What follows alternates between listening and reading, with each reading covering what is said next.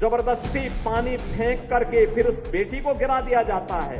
और तब मैंने कहा था, तब भी मैंने वहां कार्रवाई की थी और मैंने कहा था कि इन लोगों के लिए सद्भावना ट्रेन नहीं, बुलेट ट्रेन चलेगी, कायदे से बुलेट ट्रेन। दुनिया अयोध्या की तरफ आकर्षित हो रही है। आप नौजवानों ने देखा होगा हमारा अयोध्या धाम, जो पिछली सरकारों के कृत्यों के कारण अभिषिप्त सा हो गया था, आज अयोध्या देश और दुनिया को अपनी ओर आकर्षित कर रहा है।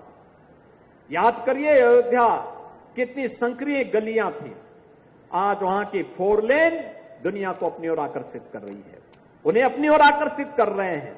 वहां का एयरपोर्ट अपनी ओर आकर्षित कर रहा है। और जब आपने भी देखा होगा कि जिन लोगों को आज अयोध्या का ये विकास अच्छा नहीं लगता, तो उन्होंने सोशल मीडिया हैंडल का दुरुपयोग करके दुष्प्रचार करना प्रारंभ कर दिया।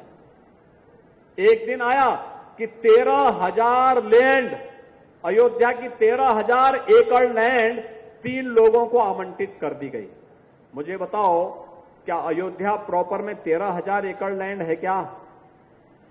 पहले तो उनकी बुद्धि और विवेक पर ही मुझे संदेह होता है जो लोग इस प्रकार की न्यूज देते हैं। दूसरा, अयोध्या में कोई भी लैंड आवंटित नहीं की गई, तो इस प्रकार की फेक न्यूज क्यों देते हैं? एक दिन फिर दूसरी न्यूज आती है कि अयोध्या में धर्मपथ और रामपथ पर 3800 स्ट्रीट लाइट चोरी हो गई। यानी अयोध्या की जनता को और अयोध्या वासियों को कटघरा में खड़ा करने का ये प्रयास ये विपक्षी दलों के लोग करते हैं। सच्चाई क्या थी? वेंडर को मार्च तक स्ट्रीट लाइट लगानी थी, चुनाव के कारण नहीं लगाया। बाद में उसने विपक्षी दलों के साथ मिलकर के ये साजिश की कि ये पैसा निकाल सके, नहीं हो पाया तो उसने छोटी सी ई कंप्लेंट कर दी। लेकिन अब वेंडर ही शिकंजे में आ गया है, अब उनके आकाओं को भी हम शिकंजे में लेंगे। कौन थे इसके पीछे जो अयोध्या को बदनाम कर रहे थे? और ये अयोध्या को बदनाम करने वाले वही लोग हैं जिन लोगों ने अयोध्या में राम भक्तों पर गोलियां चलाई थी, जिन लोगों ने अयोध्या को लहूलुहान किया था।